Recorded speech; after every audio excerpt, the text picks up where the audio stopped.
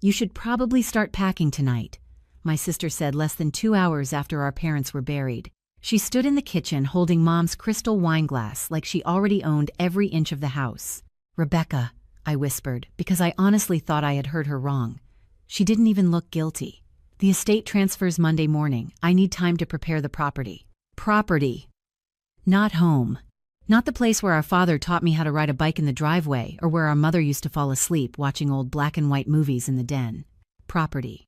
My Aunt Linda lowered her eyes into her coffee cup like this conversation was somehow normal. My cousin Tyler suddenly became fascinated with his phone. Nobody defended me. Nobody said, her parents just died too. Rebecca walked over to the alarm panel beside the pantry and casually changed the security code while I stood there still wearing the black wool coat from our parents' funeral. Beep, beep, beep, beep. I'll text you when your things are boxed up, she said. That was the moment something inside me went painfully quiet. Not broken, just quiet. And before I continue, if this story speaks to your heart, only if it truly resonates with you, I'd really appreciate you liking the video, subscribing to the channel, and leaving a comment telling me where you're watching from and what your local time is right now. Sometimes reading those comments reminds people they're not as alone as they feel in moments like these. My name is Evelyn Carter. I'm 35 years old, and the night my sister threw me out of our parents' house was the night I realized grief can expose who people really are. But to explain how everything collapsed so fast, I need to go back to the dinner after the funeral, because that's where the first crack appeared. The rain had started during the cemetery service and followed us home in thin gray sheets that streaked the windows of the dining room. The house smelled like catered lasagna, wet coats, and lilies from funeral arrangements stacked against the hallway wall. Rebecca sat at the head of the table in Mom's chair before the food was even served. That bothered me more than I expected. Mom had only been gone 4 days. Dad, 3 weeks before that. The indent from Mom's favorite reading lamp was still visible beside the couch. Her slippers were still near the fireplace. Everything still felt paused, like they might walk back in if we stayed quiet enough. The lawyer says probate should move quickly, Rebecca announced while spooning salad onto her plate. Thankfully, Dad organized everything before the end. She sounded calm, efficient, like she was discussing quarterly taxes instead of our parents' deaths. Uncle Warren nodded approvingly. Your father trusted you with responsibility, Rebecca. I stared down at my untouched food. During Mom's last 6 months of chemotherapy, Rebecca had visited exactly 4 times. I remembered because I wrote every appointment on the kitchen calendar in blue marker. I remembered sleeping upright in hospital chairs while Dad snored softly beside Mom's bed. I remembered cleaning vomit out of Mom's bathroom rug at 2 in the morning because she was too embarrassed to let the hospice nurse do it. Rebecca missed Thanksgiving because she was in Napa with friends. She missed Dad's final cardiology appointment because of a networking retreat in Scottsdale. But now everyone looked at her like she was the strong daughter carrying the family through tragedy. You okay, Evelyn? Aunt Linda asked softly. Rebecca answered before I could. She's overwhelmed. Evelyn always takes things harder than most people. Harder than most people. I almost laughed at that. My father's watch felt heavy against my wrist. He'd given it to me the week before he died, pressing it into my palm while machines hummed quietly around his hospital bed. Keep this safe for me, he'd whispered. At the time, I thought he meant emotionally. I didn't know he meant something else entirely. After dinner, people drifted into the living room balancing paper plates and wine glasses while rain tapped softly against the windows.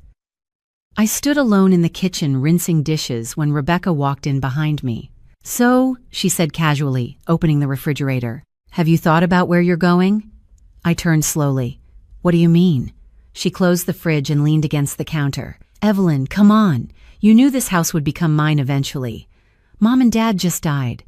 And the word landed cold and flat between us. Life keeps moving. I stared at her face, searching for some sign of grief beneath the perfect makeup and controlled expression. I found nothing. She crossed her arms. Look, I'm not trying to be cruel, but this arrangement can't continue forever. You're 35. I moved back to help take care of them. You chose to. I felt heat crawl slowly up my neck. Rebecca, Dad asked me to stay. Dad asked a lot from people. She grabbed her wine glass and headed toward the doorway, then paused. Oh, and one more thing. Don't mention money during the reading tomorrow. It makes people uncomfortable. Then she smiled slightly and walked away. I stood there listening to the grandfather clock tick in the hallway while cold water ran over my hands. And for the first time in my life, I had the strange feeling my sister already knew something I didn't. The next morning, the house felt different before I even opened my eyes. Quieter. Colder somehow. I slept in my childhood bedroom because Rebecca had already started referring to the master suite as her room the night before. Rainwater streaked down the window beside my bed, and the digital clock on the nightstand glowed 14 inches pale blue numbers. For a few seconds after waking up, I forgot our parents were gone. Then I heard footsteps moving downstairs and remembered everything all over again. I lay there staring at the ceiling fan turning slowly above me while memories I had not touched in years came rushing back. Rebecca had always known how to stand in the center of a room, even when we were kids, especially then. When I was 8 and she was 13, my mother spent 3 weeks sewing Rebecca's pageant dress by hand, pale blue satin with tiny pearls stitched along the sleeves. I remember sitting at the kitchen table doing math homework while Mom held the fabric against Rebecca's shoulders saying, "You have the kind of face people remember." Dad looked up from his newspaper and smiled proudly. Our Rebecca is going places. Nobody meant to hurt me in moments like that. I understand that now. But childhood is built from tiny repeated things. Little comments, little silences, little preferences that settle into your bones before you are old enough to question them. Rebecca got piano lessons because she had talent. I got practical things, grocery money tucked into my backpack, a reminder to wear sensible shoes when it snowed. Rebecca got celebrated, I got depended on.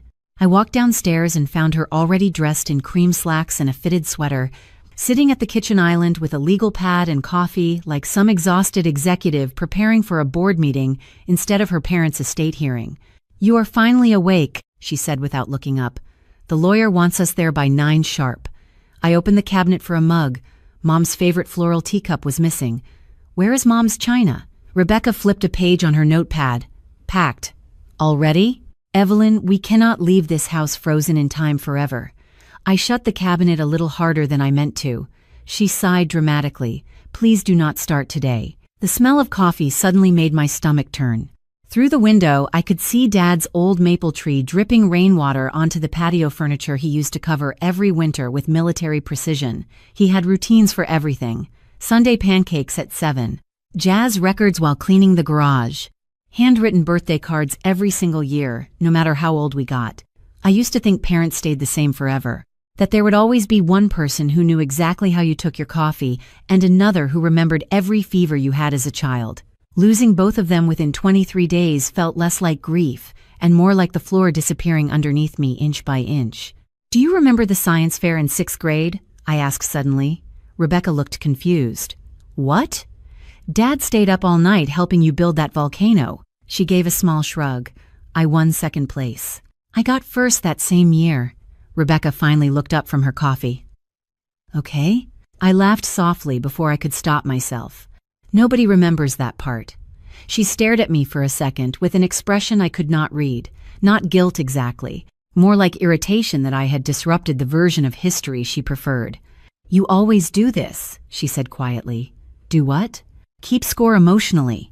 I almost responded. Almost reminded her who handled Mom's medications when Dad's hands started shaking too badly to open pill bottles. Who slept in emergency room chairs. Who canceled promotions and relationships and entire pieces of her own life because somebody had to stay close to home. But I was too tired. Tired in a way sleep does not fix. We drove downtown in silence 30 minutes later through wet streets lined with bare November trees. Rebecca scrolled emails in the passenger seat while I kept both hands tight on the steering wheel. At a red light near Broad Street, she suddenly said, "You should probably think about what comes next after today." I kept my eyes forward. What is that supposed to mean? "You cannot stay emotionally attached to this house forever." It is not the house. Then what is it? The question sat between us longer than she realized, because the answer was not simple. It was the smell of Dad's flannel jackets still hanging in the mudroom. It was Mom humming Frank Sinatra while folding laundry. It was 20 years of birthdays and burnt Christmas cookies and whispered conversations after midnight when storms knocked the power out. Rebecca checked her lipstick in the visor mirror. "You know Dad worried about you." My hands tightened around the wheel. "What did he say exactly?" "That you make yourself small for people. that someday it would cost you. The light turned green. Cars behind us started moving. But something about the way she said it made a strange feeling crawl slowly up my spine, because my father had told me almost those exact words himself the week before he died. Only when he said them, it sounded less like criticism and more like a warning. The law office sat on the 14th floor of a downtown building with dark glass windows that reflected the gray November sky back at the street below. Rebecca walked 3 steps ahead of me through the lobby in high heels that clicked sharply against the marble floor, confident and composed in a way I had never managed to be naturally. The receptionist smiled the second she saw my sister. "Miss Carter, Mr. Bennett is ready for you both." Rebecca gave her a polished smile in return, like she had already stepped into the role of family matriarch.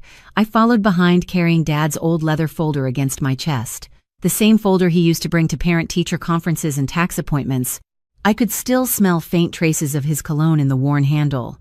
Harold Bennett turned out to be older than I expected, mid-60s maybe. Silver hair, navy suit, thin reading glasses balanced low on his nose. His office smelled like coffee and old paper. Family photographs lined the shelves beside framed law degrees from Georgetown. He stood when we entered. "Rebecca, Evelyn." His voice softened slightly when he looked at me. "I am very sorry for your loss." Rebecca sat immediately, crossing one leg neatly over the other. "Thank you, Harold. We appreciate everything you have done." I stayed standing for a second longer, studying the room. There was a photograph on the bookshelf of Mr. Bennett fishing with my father beside a lake somewhere. Dad looked younger in the picture, relaxed, happy. Something twisted quietly inside me. Harold opened a thick file on his desk. "Your father updated the estate documents 11 months ago after your mother's second round of treatments." Rebecca nodded briskly. "He mentioned wanting to simplify things." Simplify, another word that suddenly felt ugly. Harold adjusted his glasses. "The visible estate includes the primary residence, investment accounts, commercial holdings, and liquid assets totaling approximately $22 million. Rebecca inhaled sharply, despite clearly expecting the number. I looked down at my hands. $22 million sounded unreal attached to my parents. To me, they were homemade soup during flu season and handwritten grocery lists attached to the refrigerator with magnets from places we never traveled because Mom hated flying. Harold continued reading while rain tapped softly against the office windows. Rebecca received the lake property in Vermont, the primary residence, majority investment control, several art holdings I did not even know existed. Each item sounded less like inheritance and more like pieces of a museum being transferred to a new owner. Then Harold paused. "Evelyn." I looked up. "Your father left you a personal item." Rebecca shifted slightly beside me. Harold reached into his desk drawer and placed a small velvet box on the table. Inside sat Dad's watch, the same silver watch he wore almost every day of my life. I stared at it silently. Rebecca blinked once. "That is it?" Harold folded his hands carefully. "There is also a sealed letter." He slid an envelope across the desk toward me. My name was written in Dad's handwriting, not typed, written. Suddenly I could not breathe properly. Rebecca let out a short laugh she clearly tried to hide. "Well, that certainly sounds sentimental." I ignored her and traced my fingers lightly across the envelope. The room felt strangely smaller now, quieter. Harold cleared his throat. "There are also several procedural matters that will require signatures over the next few weeks." Rebecca leaned forward immediately. "Of course, I can handle whatever is necessary." Harold looked directly at her. "Some documents may require Evelyn specifically." Rebecca's smile flickered for half a second before returning. "I am sure we can coordinate." Coordinate, like I was an assistant instead of family. The meeting ended 20 minutes later. Rebecca walked out carrying a thick binder labeled estate transfer documents, while I carried only Dad's watch and the unopened envelope. In the elevator, she glanced sideways at me. I know this probably feels unfair emotionally. I stared at the floor, numbers lighting up one by one. Emotionally? Dad trusted me with responsibility. You were always... She hesitated. Different. The elevator doors opened into the parking garage. Cold air rushed inside, smelling faintly like rain and engine oil. I followed her to the car in silence. Halfway there, she suddenly stopped walking and turned toward me. "Look, Evelyn, I know you sacrifice time helping with Mom and Dad, but that does not automatically make you qualified to manage an estate. Something about her tone snapped loose, an old memory. I was 24, standing in our parents' kitchen holding an acceptance email for a management program in Chicago. A huge opportunity, full benefits, career track. Dad had hugged me so hard, he nearly knocked the papers from my hands. Mom cried happy tears at the counter. Rebecca smiled too quickly and said, "Well, let us hope you do not get overwhelmed and quit in 6 months." At the time, I laughed it off. I always laughed things off. But standing there in the parking garage 10 years later, I suddenly realized Rebecca had spent most of our lives preparing everyone to see me as temporary, fragile, less capable, easier to dismiss. She unlocked the car with a sharp beep. "You can stay at the house until Friday," she said casually. "After that, I really need the space." Then she climbed into the passenger seat without waiting for my response. I sat behind the wheel gripping Dad's watch tightly in my coat pocket while cold rain streaked across the windshield. And for the first time since the funeral, I had the strange, unsettling feeling that somebody in this family had been planning something long before our parents died. The lies started small enough that if I had not lived inside that family my entire life, I might not have noticed them forming. That was the frightening part. Rebecca never lied dramatically. She lied gently, carefully, like someone adjusting picture frames by half an inch, until eventually the whole room looked different and nobody remembered how it used to be. 2 days after the lawyers' meeting, I walked downstairs carrying a laundry basket and stopped halfway when I heard Aunt Linda speaking softly in the kitchen. "I just worry about Evelyn living alone right now," she whispered. Rebecca sighed heavily, the exact same sigh Mom used to make when discussing bad news from doctors. "I know, Dad worried too." I froze against the staircase railing. She gets overwhelmed so easily, especially emotionally. Aunt Linda lowered her voice further. "Do you think she is handling the estate situation okay?" Rebecca paused just long enough before answering. "Honestly, Harold Bennett privately warned me that Dad intentionally structured things this way because he did not trust Evelyn with financial responsibility." My stomach dropped so fast I actually grabbed the banister to steady myself. That conversation never happened. I knew it instantly. Harold barely spoke 3 personal sentences during the meeting. But Rebecca said it with such calm confidence that Aunt Linda immediately accepted it as truth. "That must have been hard to hear," Aunt Linda said softly. Rebecca let out another exhausted sigh. "You have no idea, but somebody has to keep things stable." Stable. That word again. The family had always used certain words around me. Sensitive, emotional, quiet. Meanwhile, Rebecca became capable, poised, responsible. It did not matter that I handled Mom's medications for 18 months without missing a single dosage, or that I balanced every hospital invoice while working remotely at night from hospice waiting rooms. Rebecca had the voice people trusted automatically. I stepped into the kitchen before I could stop myself. "That is not what Harold said." Both women turned. Aunt Linda looked startled. Rebecca stayed perfectly calm. "Good morning. Why are you telling people Dad did not trust me?" Rebecca folded a dish towel slowly over the counter. "I said he worried about you." "No, you said Harold warned you." Aunt Linda immediately started gathering her purse. I should probably get going. Nobody looked at me while she left. The front door shut quietly behind her. Rebecca turned back toward the sink. "You are making this harder than it needs to be." "Harder for who?" She finally faced me fully. "For everyone. People are grieving, Evelyn." I laughed softly in disbelief. "You are rewriting reality 2 feet away from me." Her expression hardened for the first time. "Reality? Fine. Let us talk about reality. You moved back home at 33 because your life in Chicago fell apart. Mom got sick. And before that?"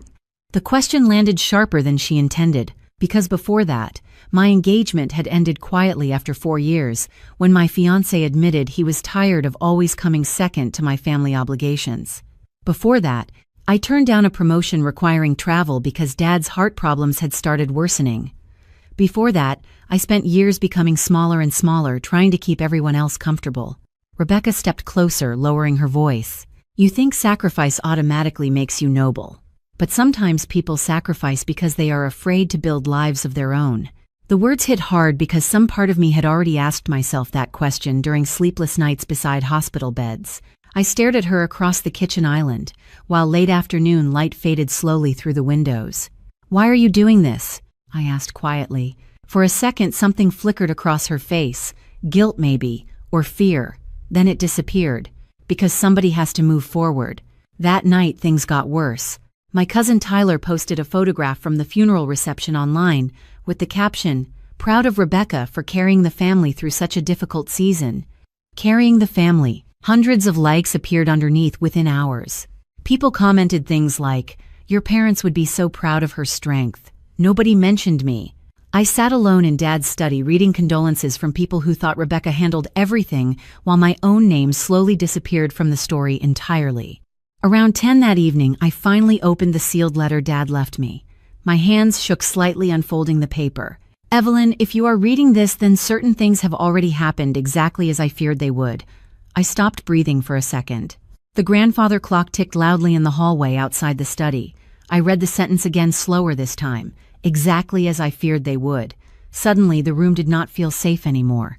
Like my father had been trying to warn me long before he died. I kept reading.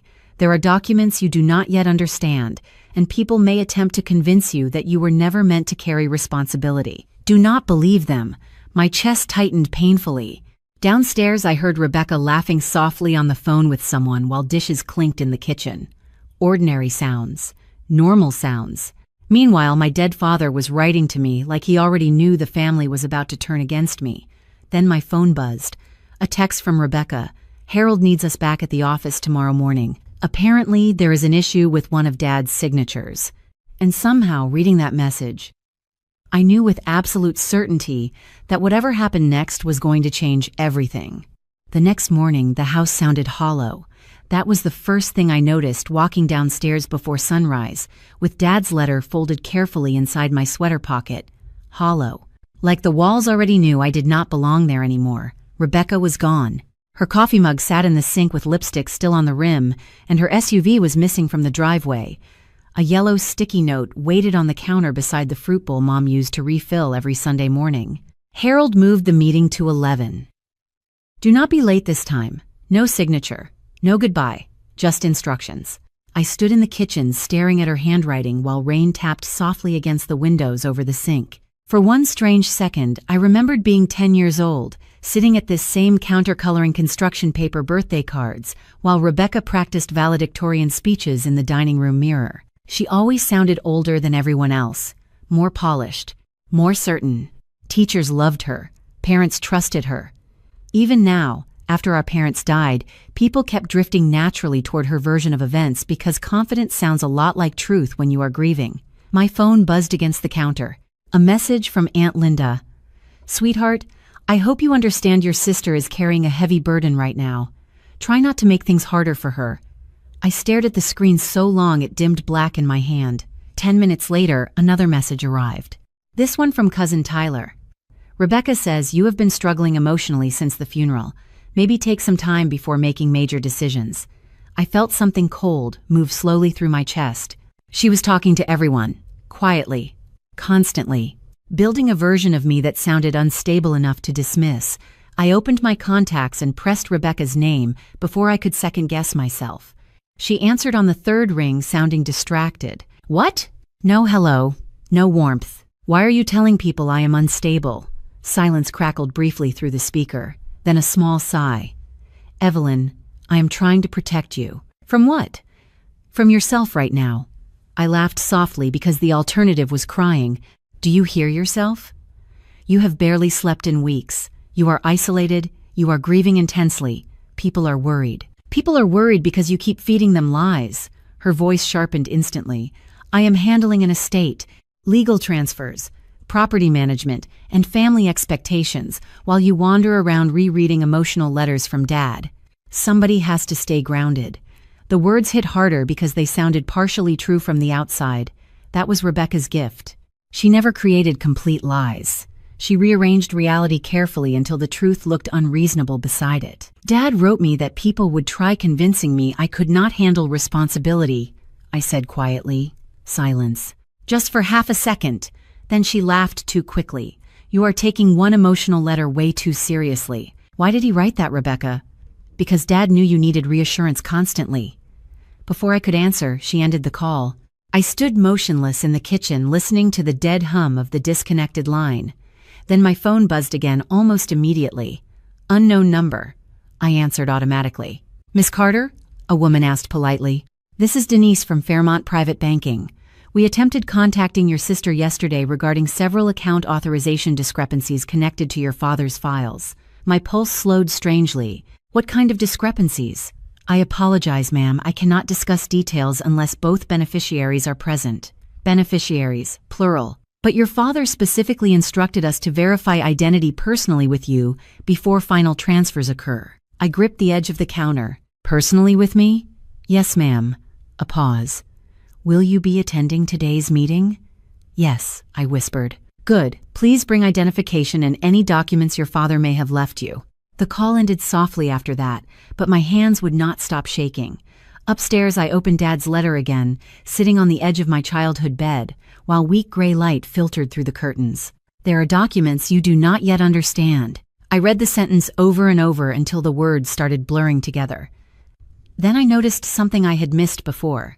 At the bottom of the page, beneath Dad's signature, he had written one final line in smaller handwriting. "Trust Harold. But ask him about March 17th. March 17th. I stared at the date trying to place it. Hospital visits, medication schedules, hospice paperwork. The last year had become one long blur of fluorescent lighting and insurance calls. Then suddenly I remembered. March 17th was the night Dad collapsed in the garage. The night the paramedics came. The night Rebecca surprisingly showed up at the hospital after weeks of silence. My stomach tightened slowly, because I also remembered something else. That night, while Dad slept heavily after sedation, I woke up in the waiting room and found Rebecca and Harold Bennett arguing quietly near the elevators. I could not hear every word back then. Just fragments. "She cannot know yet. Your father was very clear." "Then change it before he—" Rebecca had stopped speaking the second she noticed me watching. At the time I thought it was stress, grief, family tension. Now, sitting alone in my bedroom, surrounded by half-packed boxes and fading light, I realized I had spent my entire life assuming love automatically meant honesty. Downstairs, the house creaked softly in the silence, while rain continued falling outside. Nobody called me back after that. Not Aunt Linda, not Tyler, not even Rebecca. By noon, I understood something painful and simple. The story about me had already spread through the family, and I was the only person who did not get to help write it. By Friday afternoon, my entire life fit into the back of my 12-year-old Honda. 2 suitcases, 3 cardboard boxes, Dad's watch, Mom's recipe binder held together with a fading blue ribbon. That was all I took from the house where I had spent 35 years becoming useful to everyone except myself. Rebecca stood near the front door while movers carried furniture through the foyer behind her. She wore a camel-colored coat and held a clipboard against her chest like she was supervising a hotel renovation instead of dismantling our family home 4 days after burying our parents. "Do not forget the garage opener," she called as I carried out the last box. Her voice echoed strangely in the cold November air. I stopped beside the car without answering. The maple tree Dad planted when I was 6 shook softly in the wind above us, scattering wet leaves across the driveway. For a second, I could almost hear him outside on Saturday mornings yelling at me to hold the ladder steady while he cleaned gutters before winter storms rolled in. "You should really think about selling this thing," Rebecca said, glancing at my Honda. "It barely looks roadworthy." I looked at her carefully then, at the expensive wool coat, perfect hair, diamond earrings Mom gave her for law school graduation, everything polished, everything composed. "Do you ever stop performing?" I asked quietly. Her expression froze for half a second. "Excuse me? Even now, even after everything?" She crossed her arms tightly.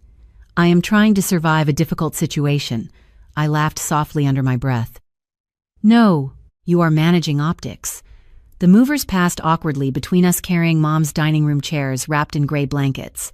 Rebecca lowered her voice immediately. "Do not do this in front of people." There it was again. The real priority.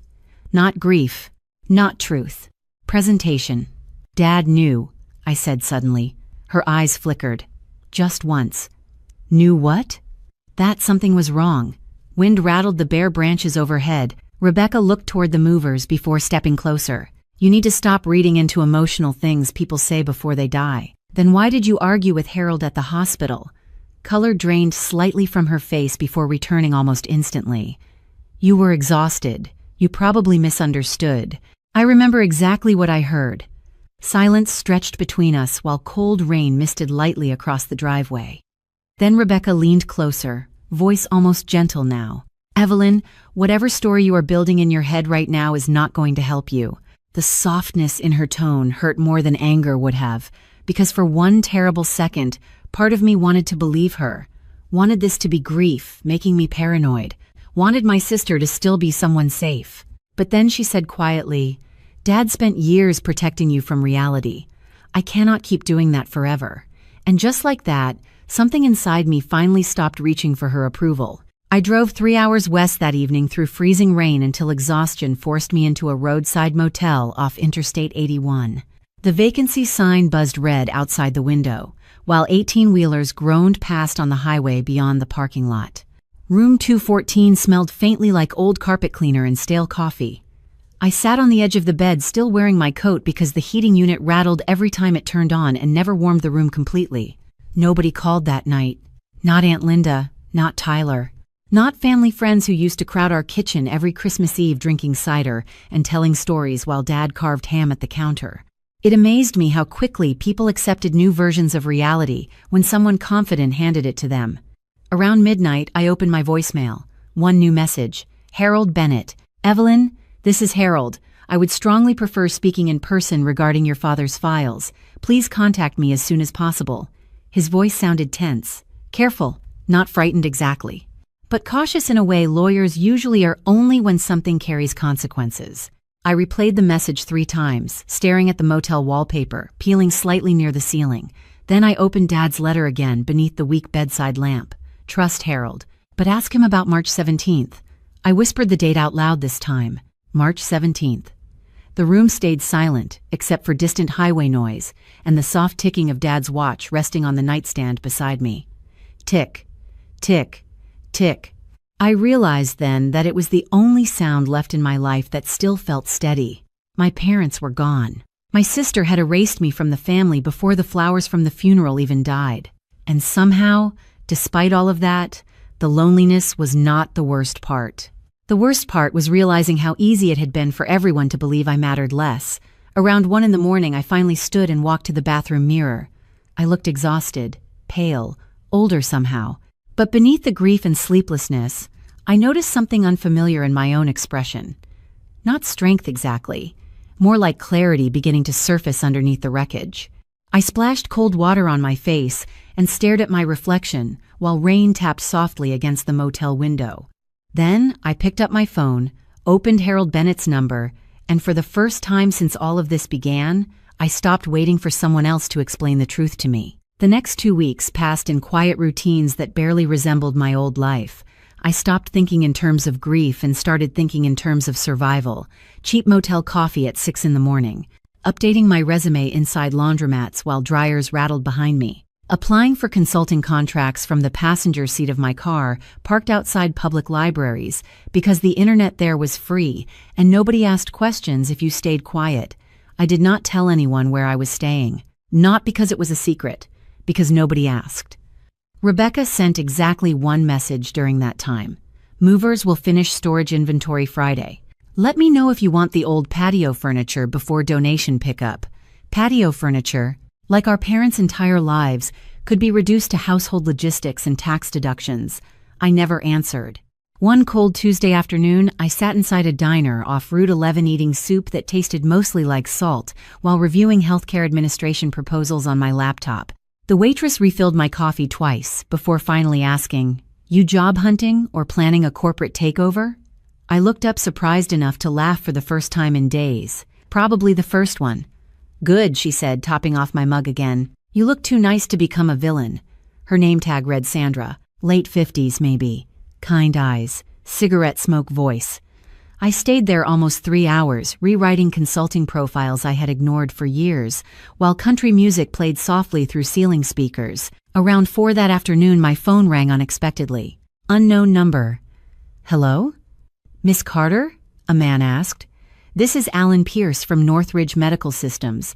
We received your application for interim operations consulting." I straightened automatically. "Yes, your background in patient coordination and administrative restructuring is impressive. I blinked slowly. Nobody had called my work impressive in a very long time. Thank you. Would you be available for a remote interview tomorrow morning? I looked out the diner window at freezing rain sliding down the glass. Absolutely. After the call ended, I sat there staring at my reflection in the dark window, while something unfamiliar settled quietly inside me. Not confidence exactly, more like remembering I existed outside my family's version of me. The interview happened the next morning from my motel room, with the ironing board serving as a desk and a lamp balanced on stacked towels to improve lighting. I wore a navy sweater, Mom once said, made me look steady. Alan Pierce appeared on screen beside two department heads from Ohio. We discussed staffing systems, insurance bottlenecks, patient scheduling inefficiencies. 40 minutes passed before I realized something strange was happening. Nobody interrupted me. Nobody softened my opinions into emotional reactions. Nobody explained me back to myself. How would you handle burnout among long-term caregivers? One woman asked near the end. I paused before answering. You start by acknowledging they are usually the people everyone depends on and the people nobody notices until they stop functioning. Silence followed briefly. Then Alan nodded slowly. That is a very specific answer. I looked down for half a second. It is. 2 days later, they offered me a 6-month contract. Not glamorous, not life-changing overnight, but real, stable, mine. I moved into a furnished studio apartment 30 miles outside the city with beige walls, squeaky kitchen cabinets, and a radiator that hissed loudly every time it turned on. The first night there, I ate grocery store pasta salad sitting cross-legged on the floor because I did not own a dining table yet. Snow drifted softly outside the window under orange parking lot lights, while Dad's watch ticked steadily beside me on the counter. For the first time since the funeral, the silence around me felt peaceful instead of punishing. Then Rebecca called. I almost ignored it. Almost. But curiosity won. Hello? I heard you got a job. No greeting, no congratulations. How did you hear that? Tyler saw your LinkedIn update. Of course he did. I leaned against the kitchen counter. Yes, I accepted a consulting contract. That is good, she said carefully. Too carefully. I was worried about you financially. I closed my eyes briefly. There it was again, that tone. Concern wrapped around quiet superiority. I am okay, Rebecca. I am glad. A pause. Harold has also been trying to reach you. My stomach tightened slightly. Why? Something about final trust verification paperwork. The word trust landed differently this time. Slower, heavier. You told everyone Dad left me almost nothing. Silence. Then calmly, compared to the estate, he did. What are you afraid of? I asked quietly. Her breathing shifted faintly through the phone. I am not afraid of anything. But she ended the call less than a minute later. That night, I stayed awake, sitting beside the apartment window with my laptop open across my knees, reviewing workflow reports for Northridge, while snow covered the parking lot below in smooth white layers. My inbox pinged shortly after midnight. One new email, Harold Bennett. Subject line: Your father wanted you to have this when you were ready. Attached beneath the message sat a scanned document dated March 17th. The same date from Dad's letter. And even before opening the file, I somehow knew my life was about to divide itself permanently into before and after. The document Harold sent was not dramatic at first glance. No hidden fortune headline, no shocking confession typed in bold letters across the page. Just a scanned trust amendment filed 6 months before Dad died with signatures, witness stamps, and legal language dense enough to blur together after midnight. But one line near the bottom changed everything. In the event of incapacitation or disputed family administration, all medical, estate continuity, and trust execution authority shall transfer solely to Evelyn Carter. I read the sentence 6 times before my brain finally accepted it. Solely to Evelyn Carter. My hands rested motionless on the keyboard while snow drifted quietly outside my apartment window. Dad had trusted me. Not emotionally, not symbolically, legally, intentionally. Suddenly, every conversation with Rebecca replayed differently in my head. Dad worried about you. You are emotional. He trusted me with responsibility. No. He trusted me with everything that mattered once appearances stopped mattering. The next morning I drove to Northridge Medical Systems before sunrise. The building rose gray and silver against the frozen January sky. all glass walls and automatic sliding doors humming softly open as employees rushed inside carrying coffee cups and laptop bags. My temporary badge hung around my neck on a blue lanyard. Evelyn Carter, Interim Operations Consultant. The words looked strangely official against my coat, like proof that I existed outside somebody else's narrative. 3 weeks into the contract, people had already started knocking on my office door before meetings, asking for my opinion on staffing changes and patient scheduling conflicts. Not because I was loud, because I paid attention. There is power in noticing things other people overlook. Burnout patterns, delayed approvals, which nurses skipped lunch during 12-hour shifts, which department heads blamed problems instead of solving them. I spent years becoming invisible inside my family. Turns out invisibility teaches you how to observe everything. "Morning, Evelyn," Alan Pierce called as I stepped into the conference room carrying a stack of revised workflow reports. "Please tell me you fixed the outpatient scheduling disaster." I handed him the folder. Page 12. He flipped through the pages while department managers settled into leather chairs around the long table. 30 seconds later, he looked up slowly. "You reorganized all intake coordination by insurance tier? And reduced average patient wait time projections by 22%. Silence settled briefly around the table. Then one of the managers blinked. "How did nobody catch this before?" I shrugged lightly. Everybody was too busy defending the old system. A few people laughed quietly. Alan leaned back in his chair, studying me with a different expression than when we first met. "Respect. Simple as that. Implement it," he said finally. Immediately. The meeting moved on after that, but something inside me stayed strangely still. Calm. Not triumphant, just aware. For years, my family treated competence like it naturally belonged to Rebecca because she spoke confidently enough to claim it first. Meanwhile, I had spent half my life solving problems silently in the background where nobody bothered looking too closely. Around noon, I passed the lobby windows and caught my reflection briefly in the glass. Navy slacks. ID badge. Hair pulled back neatly. Coffee in one hand. Legal trust amendment folded carefully inside my work bag, beside patient coordination reports and color-coded staffing charts. I looked capable, not impressive in Rebecca's polished country club way, but solid, grounded, real. My phone buzzed just as I reached my office. "Rebecca." I stared at the screen for a second before answering. "Hello?" "Harold met with me this morning." Her voice sounded tight, controlled too carefully. I closed the office door behind me. "Okay. You received documents you were not supposed to review alone." There it was. Fear underneath the calm. Dad signed them. Dad was heavily medicated during that period. I sat slowly at my desk. "Be careful, Rebecca." Silence crackled between us. Then sharply, "You think this changes something?" I looked out the window toward snow-covered parking lots stretching behind the hospital. "I think you already know it does." Her breathing shifted faintly through the line. "You have no idea how complicated this actually is." "Then explain it to me." She did not answer immediately. Somewhere in the background I heard car doors slamming and distant traffic noise. "There are things Dad never wanted you involved in," she said quietly. "That is not what the trust says. Legal paperwork does not tell the whole story. Neither do you." Another silence. Longer this time. Then finally she said something that made my stomach tighten slowly. "You should ask Harold why Dad changed everything after March 17th. The line disconnected immediately afterward.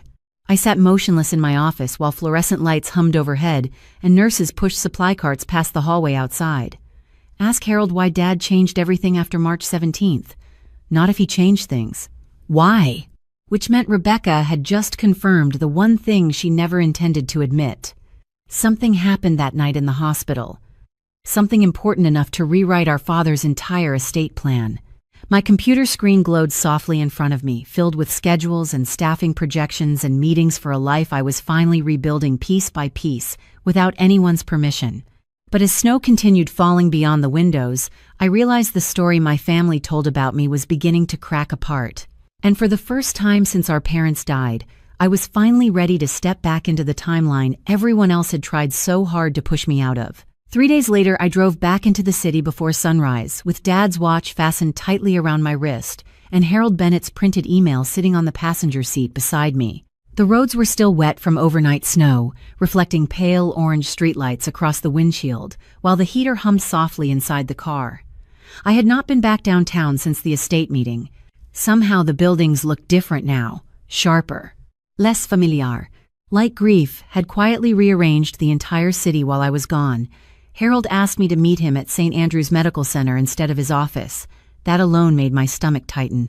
The same hospital where Dad collapsed on March 17th. The same hospital where I saw Rebecca arguing with him outside the elevators while fluorescent lights buzzed overhead and coffee machines rattled in empty waiting rooms at 2 in the morning.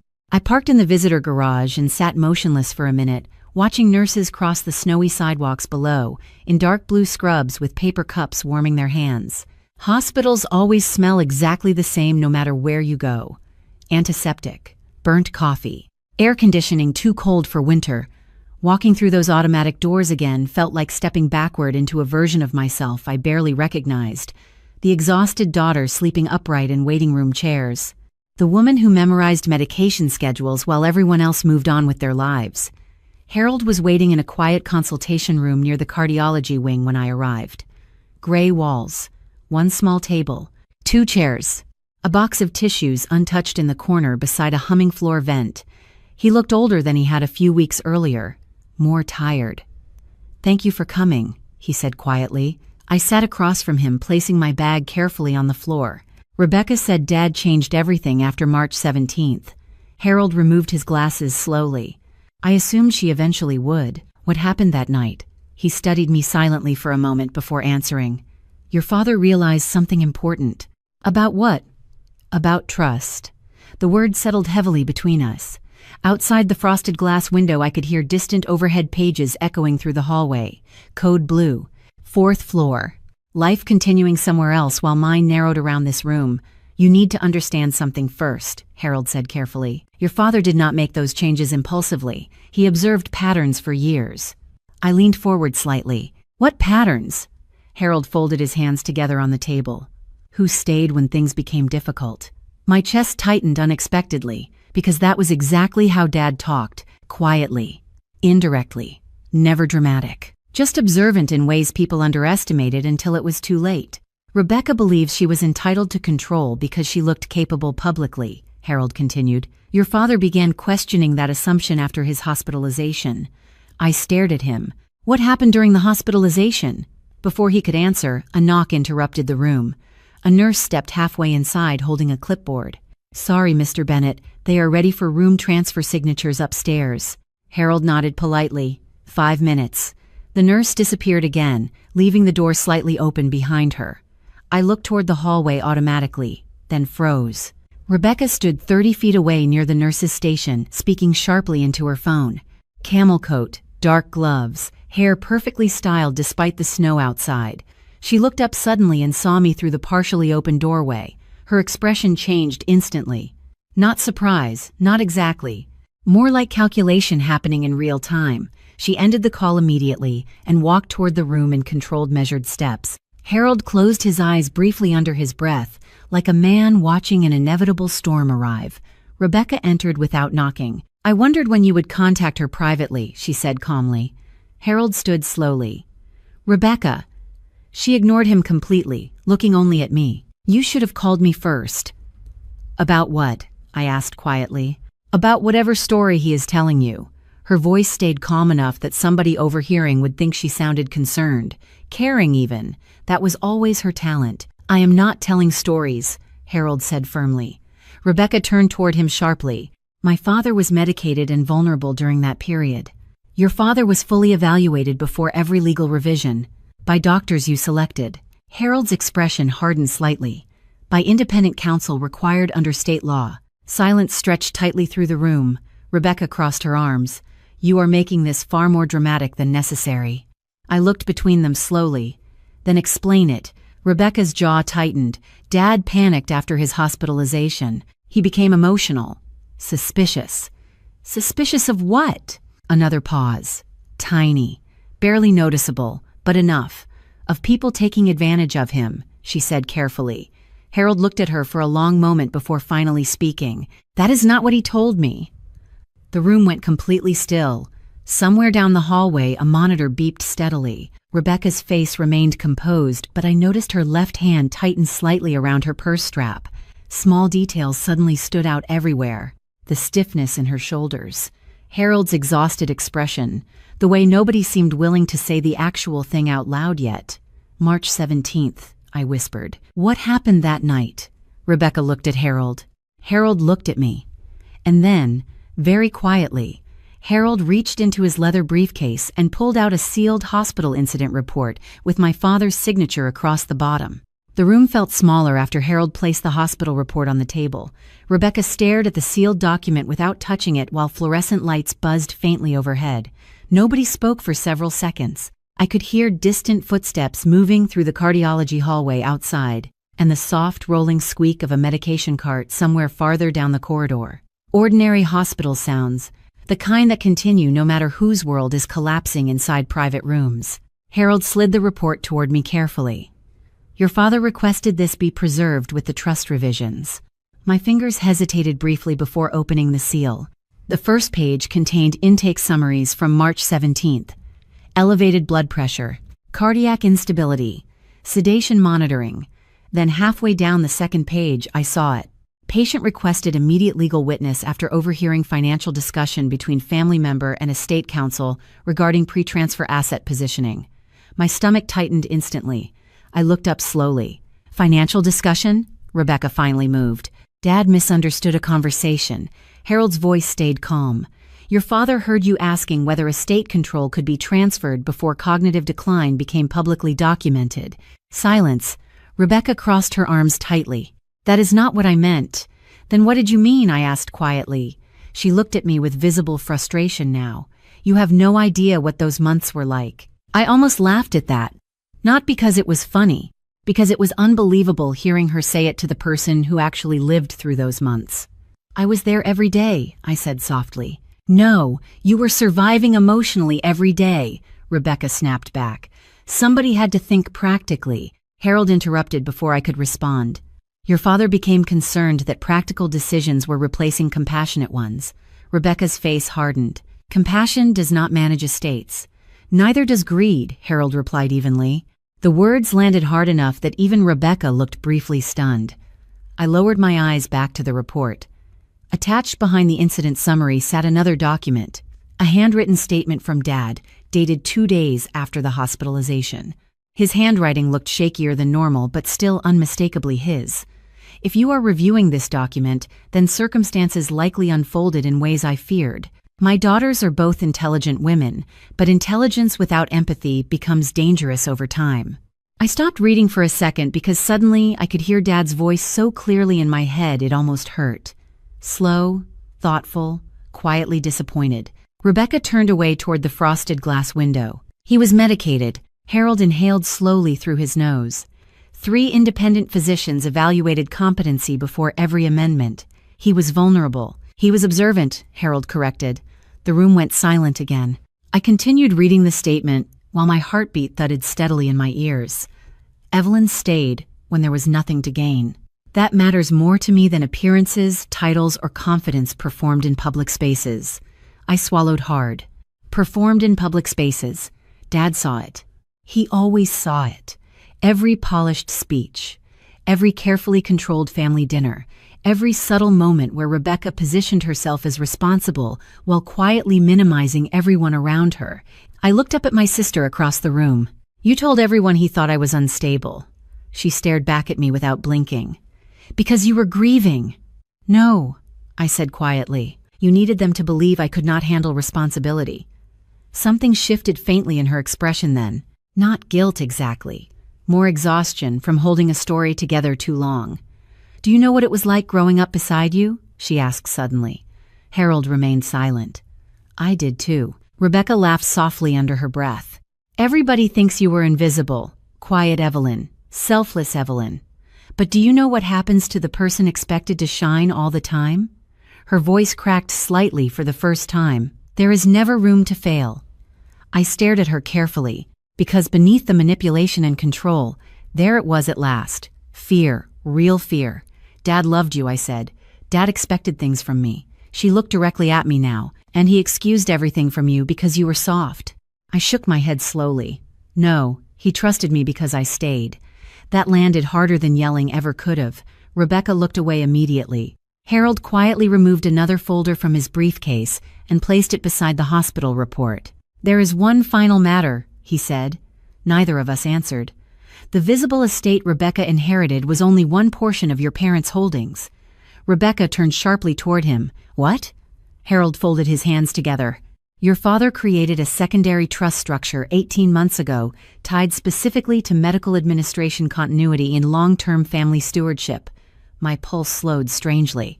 I already knew where this was going before he finished speaking.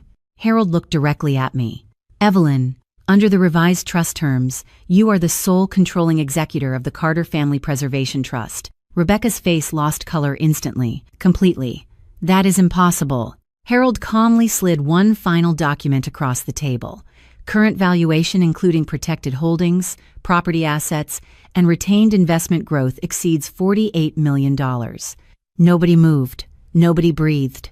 Somewhere down the hallway, a heart monitor beeped steadily in slow mechanical rhythm while snow drifted outside the hospital windows.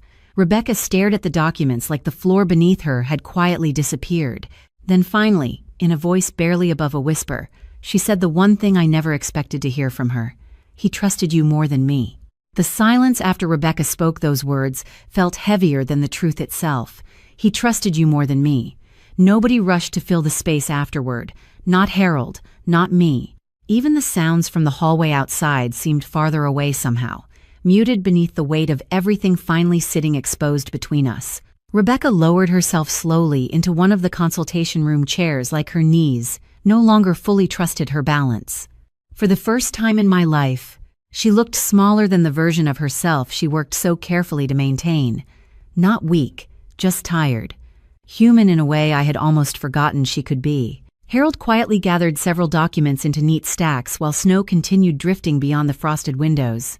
"The trust cannot be contested successfully," he said gently. "Your father documented every amendment thoroughly." Rebecca laughed softly under her breath without humor. "Of course he did." I watched her closely. The sharp confidence that usually filled every room around her had thinned into something quieter now, more uncertain.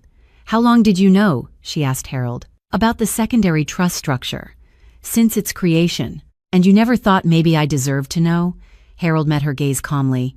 "Your father made his reasons very clear." Rebecca turned toward me then. "Did you know?" "No." My voice sounded steadier than I expected. "I thought he left me a watch and a letter, and somehow that was enough for you." The bitterness in her tone landed softly rather than sharply now. Almost sad. I looked down at Dad's watch against my wrist. It was. Another long silence settled over the room. Then Rebecca suddenly stood and walked toward the window, arms folded tightly against herself while pale winter light touched the edges of her coat. "Do you know what people are going to say about this?" she asked quietly. "That I manipulated Dad. That I tried to steal from my own family." Harold spoke carefully. "People will say many things." "Because they always do," she whispered. I realized then that underneath all her control, Rebecca had spent most of her life terrified of becoming the disappointing daughter, the failed daughter. Dad expected things from me. Her words from earlier replayed quietly in my head. Expectations can become their own kind of loneliness after enough years. My phone buzzed suddenly against the table. Aunt Linda. I stared at the screen for a second before answering. "Hello?" Her voice rushed out immediately. "Evelyn, honey, Rebecca just called me crying." Harold explained everything. Of course he had.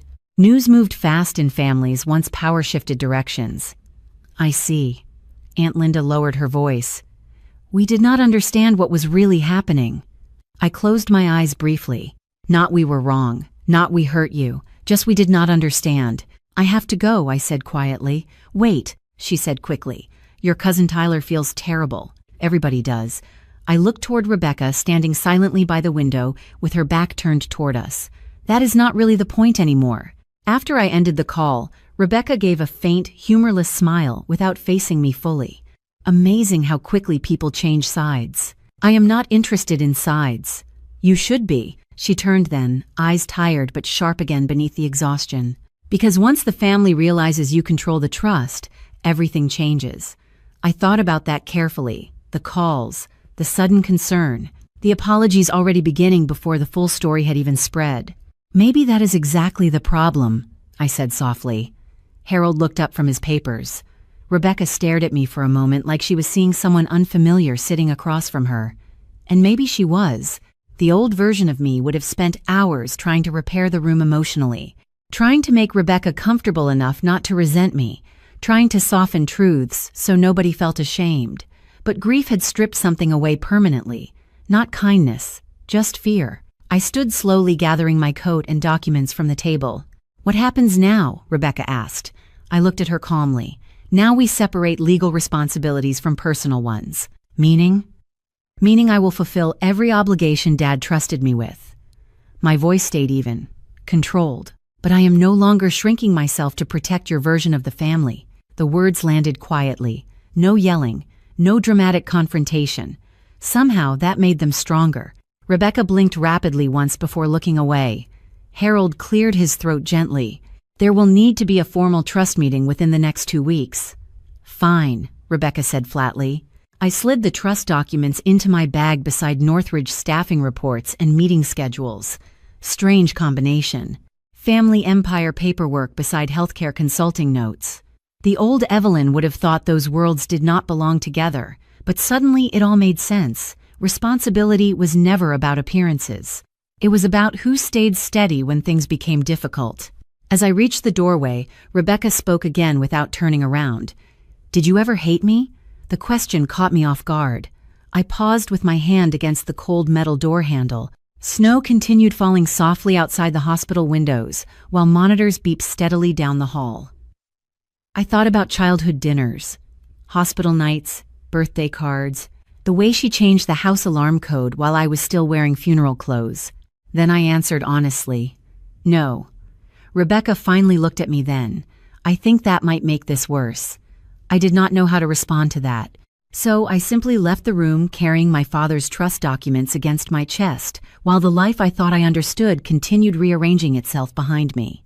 Almost a year later, I stood barefoot on the wooden dock behind the Vermont Lake House, watching early morning fog drift slowly across the water while pine trees reflected softly against the still surface below. The house no longer felt like part of an inheritance battle. It felt quiet again, real again. Wind moved gently through the trees behind me, carrying the smell of cedar, cold water, and fireplace smoke from neighboring cabins farther down the shoreline. The first few months after everything came out were messier than people imagine endings to be. Families do not heal in one dramatic conversation. Some relatives apologized immediately once they learned the truth. Others stayed distant because embarrassment is easier to carry than accountability. Aunt Linda cried the first time she visited me after the trust meeting. She stood in the kitchen holding one of Mom's coffee mugs and whispered, "I should have asked more questions." I remember telling her softly, "You should have listened more carefully." Not cruelly, just honestly. Tyler stopped posting family quotes online after that. Rebecca sold the city house 6 months later and moved into a smaller condo downtown overlooking the river. We spoke occasionally now, carefully, like people learning how to stand in the same room without reopening old wounds. Some conversations stayed surface level, weather, work, legal updates. But every once in a while something real slipped through. One evening she called unexpectedly while I was cooking soup in the lake house kitchen. "Do you ever think Dad loved me less?" she asked quietly. I stood there stirring carrots and celery while rain tapped softly against the windows. "No," I said after a long pause. "I think he trusted us differently." She cried silently for several seconds before whispering, "I do not know who I am if I am not the responsible one." That sentence stayed with me for weeks, because underneath all the manipulation and performance, Rebecca had spent her whole life believing love depended on being impressive. Meanwhile, I spent mine believing love depended on being useful. Neither of us learned how to simply exist without earning our place in the family. The trust eventually funded exactly what Dad hoped it would. Not luxury parties, not status, not appearances.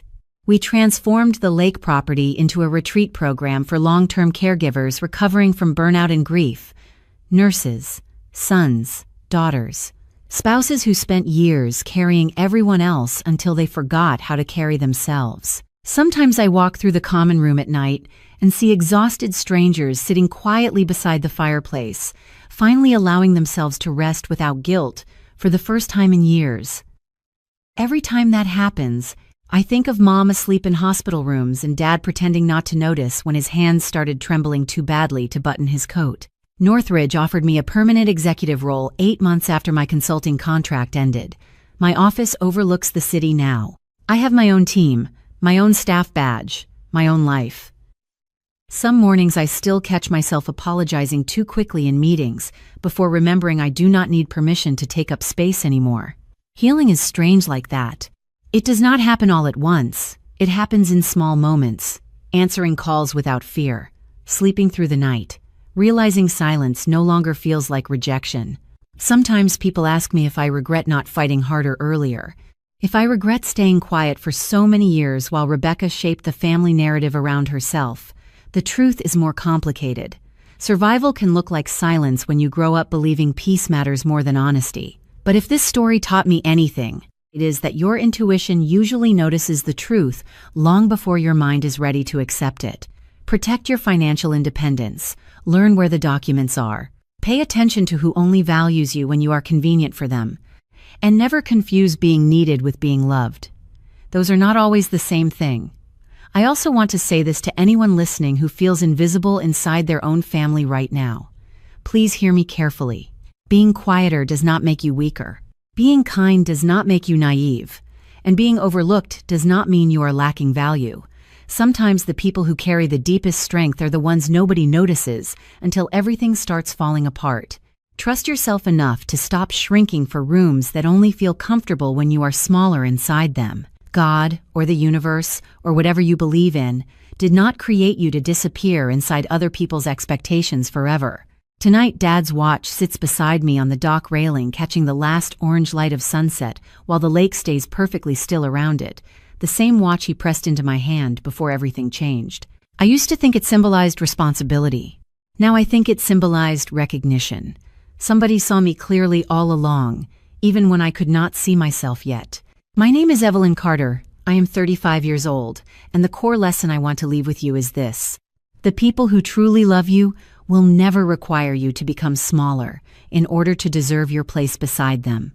Thank you for sitting with me through this story. Truly, if you have ever felt overlooked, betrayed, underestimated, or emotionally exhausted from carrying too much for too long, I hope this reminded you that your worth does not disappear simply because other people failed to recognize it in time.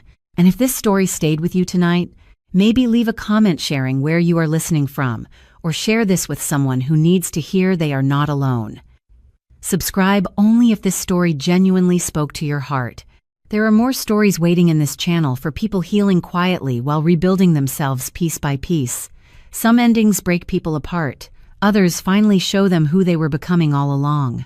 And sometimes the next story you hear arrives exactly when you need it most.